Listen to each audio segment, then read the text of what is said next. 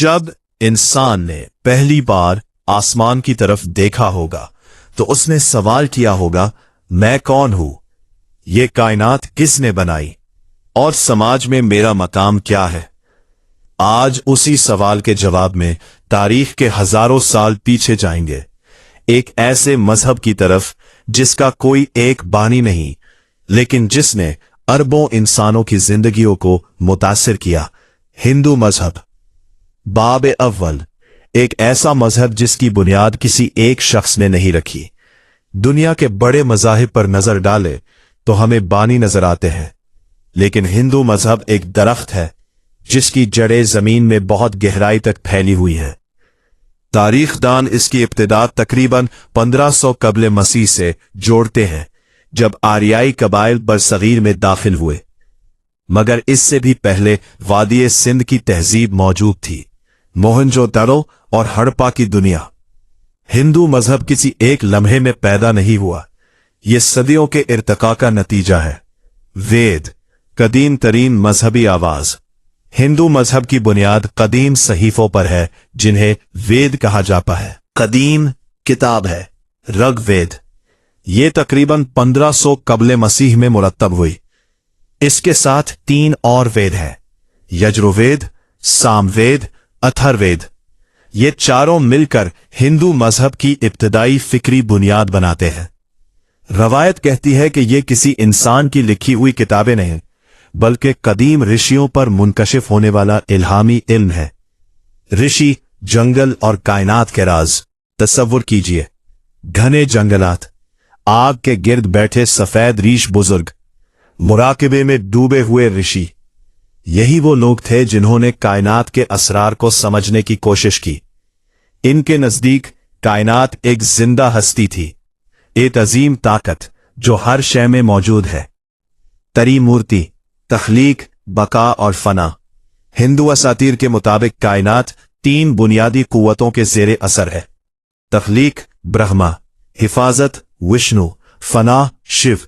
ये तरीमूर्ति कहलाते हैं, लेकिन तारीखदान इसे मजहबी इस्तिआरा समझते हैं। तख्लीक, बका और फना फितरत का अबदी चक्र। जात पात, एक समाजी तकसीम की इब्तिदा। अब आते हैं असल सवाल की तरफ, का निजाम कहां से आया। सबसे कदीम हवाला मिलता है ऋग्वेद के एक हिस्से पुरुष सूक्त में। यहां एक देवो कामत हस्ती पुरुष की कुर्बानी का जिक्र है। इसके जिस्म से 4 तबके पैदा हुए, मुन से बरहमन, बाजुओं से कश्तरिया, रानों से वेश, पांव से शूदर। ये एक असातीरी बयान था, मगर वक्त के साथ ये समाजी हकीकत बन गया। वरन से जाति तक एक सख्त निजाम की तश्कील। इब्तिदा में ये तकसीम पेशों की बुनियाद पर थी। 4 बुनियादी वरन, बरहमन मजहबी पेशवा, कश्तरिया हुक्मरान, वेश ताजिर, शूदर मजदूर। लेकिन सदियों के दौरान ये पैदाइशी शनाख्त बन गई। फिर तकरीबन 200 कबल मसीह से 200 ईस्वी के दौरान लिखी गई किताब मनुस्मृति ने इस निजाम को बाकायदा कानून की शक्ल दी। यहां शादी, तालीम, इबादत और हत्ता के खाने पीने के असूल भी जात की बुनियाद पर मुतय्यन किए गए। सियासत और इक्तिदार का खेल तारीखदानों के मुताबिक जात पात सिर्फ मजहबी मसला नहीं था, ये इक्तिदार को मुनज़्ज़म रखने का एक समाजी ढांचा भी था। एक खित्ते में आबाद हुई तो एक दर्जा बंदी कायम की गई ताकि नज्म बरकरार रहे, लेकिन यही नज्म वक्त के साथ जब्र में बदल गया।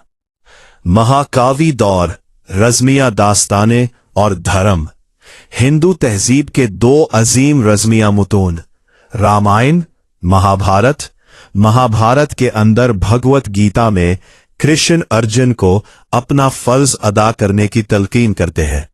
यहां धर्म को जात और किरदार से जोड़ा गया। बगावत, बुद्ध और महावीर। 6ठी सदी कबले मसीह में एक शहजादा महल छोड़ देता है। वो था गौतम बुद्ध। उन्होंने कहा, इंसान की अजमत उसके अमल में है, ना कि उसकी पैदाइश में। इसी तरह महावीर ने भी मसावात का पैगाम दिया। ये जात पात के निजाम के खिलाफ पहली बड़ी फिक्री बगावत थी। कुरूने वस्ती से जदीद दौर तक सदियों तक जात पात का निजाम जारी रहा। फिर बरसगीर में समाजी इस्लाही तहरीकें उठी। 19वीं और 20वीं सदी में मुफक्किरीन और समाजी कारकुनों ने इस निजाम पर शदीद तनकीद की। आज भारत के आईन में जात पात की बुनियाद पर इम्तियाज गैर कानूनी है, लेकिन समाजी असरात अब भी मौजूद है, भी मुकम्मल तौर पर खत्म नहीं हुए। हिंदू मजहब किसी एक शख्स की तख्लीक नहीं, ये तहजीबों का सफर है। जात पात का निजाम किसी एक लम्हे में नहीं बना, ये इंसानी तारीख के पेचीदा अवामिल का नतीजा था। लेकिन हर निजाम, चाहे वो कितना ही कदीम क्यों ना हो, इंसान ही बनाता है और इंसान ही उसे बदल भी सकता है।